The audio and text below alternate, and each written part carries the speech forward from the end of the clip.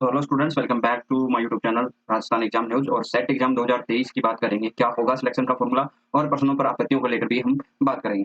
पहली बात बता दें कि 40% अंक लाने से काम नहीं चलेगा। टॉप 6% में आने से ही आपकी जो पात्रता है वो तय हो पाएगी। फॉर्मूला ये रहेगा कि दोनों प्रश्न पत्रों को मिलाकर अभ्यर्थियों में सामान्य, अन्य पिछड़ा वर्ग, क्रीमिलियर एवं आर्थिक पिछड़ा वर्ग में न्यूनतम 40% अर्थात 60 अंक एवं समस्त आरक्षित वर्ग न्यूनतम 35% यानी 52.50 अंक न्यूनतम अर्हता जो है अंक जरूरी है। इसके बाद परीक्षार्थियों ने जिस वर्ग में आवेदन भरा है उस श्रेणी की मेरिट में आना अनिवार्य है। अर्थात पात्रता के लिए न्यूनतम प्राप्तांक अर्जित करने के लिए सभी पात्र अभ्यर्थियों अभ्यर्थियों की जो है मेरिट बनेगी। यानी पहले तो आपको ये सुनिश्चित करना होगा कि आपने जो अपनी न्यूनतम मार्क है वो प्राप्त किए हैं, नहीं किए हैं। उसके बाद जो है हर सब्जेक्ट की, पर्टिकुलर सब्जेक्ट की आपकी क्या बनेगी, लिस्ट बनेगी, मेरिट लिस्ट बनेगी। अगर उसमें आप शामिल होते हो तो ही आपको प्रमाण पत्र मिलेगा। यूजीसी नेट के अनुसार ही परीक्षा में विषयवार उपस्थिति कुल परीक्षार्थियों में से 6% को ही सेट प्रमाण पत्र दिया जाएगा। कुल सीटों की गणना उस विषय में परीक्षा में शामिल अभ्यर्थियों की संख्या के अनुसार होगी। सीटों की गणना में राज्य देय आरक्षण लागू होगा।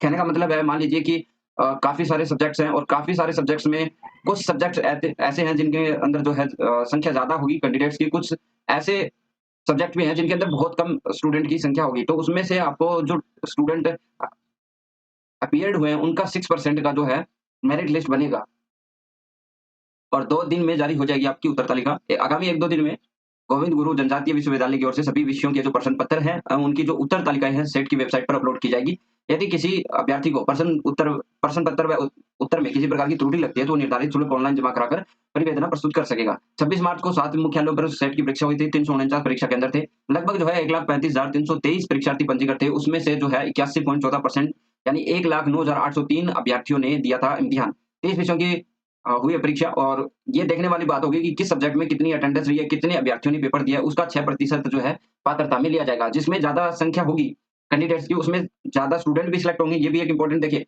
मान लीजिए कि हिस्ट्री सब्जेक्ट हमने चुना, एज़ एग्जांपल हिस्ट्री मैंने चुना और इसमें लगभग 25,000 स्टूडेंट हैं। हालाँकि इससे कम होंगे, लेकिन मैं 25,000 मान के चलते हैं, तो इसका 6% लेंगे, तो लगभग जो है 1,500 स्टूडेंट जो है सिलेक्ट होंगे। तो जिनकी ज़्यादा संख्याएँ हैं, उनके अंदर भी फ़ायदा है और जिनके आवेदन कम हैं, उनमें भी ये रहेगा कि फिर कॉम्पिटिशन कम रहेगा।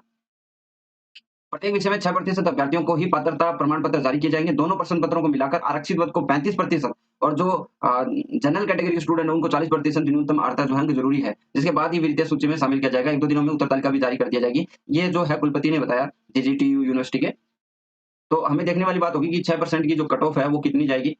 लेकिन दूसरी बात ये है कि 6% एक बहुत ही कम कैंडिडेट को सिलेक्ट करना होगा। आगे आने वाली वैकेंसीज बहुत काफी है। लेकिन आप लोगों को एक होप है कि सीएसआईआर का जो नेट का फॉर्म है वो अभी भी आप अप्लाई कर सकते हो 10 अप्रैल से पहले-पहले। जो साइंस के स्टूडेंट हैं उनके लिए ये अपॉर्च्युनिटी अभी भी है बरकरार। अभी कॉलेज लेक्चरर की वैकेंसी आने से पहले-पहले आप लोग 2 बार नेट का एग्जाम दे सकते हो। वहाँ पे अगर आपकी मेहनत सेट के लिए आपने जितनी मेहनत की और वही कंटिन्यू रखते हो तो आपका आपका कंप्लीट हो जाएगा। जून का एक अटेम्प्ट बचा हुआ है और दिसंबर का एक अटेम्प्ट बचा हुआ है। तो इंटरव्यू से पहले-पहले आपको ये योग्यता धारण करनी होती है, तो आप आराम से इसको क्वालीफाई कर सकते हो, अगर सेट में आपके एग्जाम के नंबर कम आते हैं।